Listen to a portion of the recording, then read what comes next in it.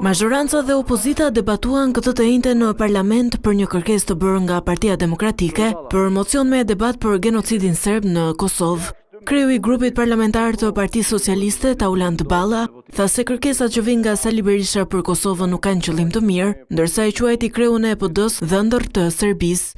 Ai ftoi demokratët të jenë pjesë e protestës që do të mbahet të premte në Tiranë në mbështetje të ish-krerëve të UÇK-s. Nuk doni të jeni për krah kryeministrit. Kryeministri nuk do të jetë nesër në protest. Hajde, pse nuk vini? Sigurisht me kushtin që e bëri, me kushtin që të mos e politizojmë. Bëni dhe ju nesër një protest, me që nuk doni të vini me organizatat e veteranëve të luftës së UÇK-s. Nuk doni të vini me ta, as me ne. Bëni ju një tuaj nesër. Mos hajdeni në sheshin Skënderbej, po bëni një në Shqup.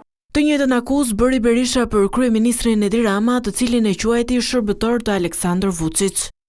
Forcat barbare serbe kryen në Kosovë rreth 100 masakra, të evidentuara ndaj popullsisë së pambrojtur të saj.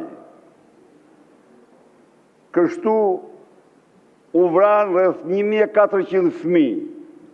Gjatë diskutimeve në seancë, socialistët rrëzuan edhe kërkesën për mocion me debat nga opozitarët për programin qeverisës për 4 vitet e ardhshme.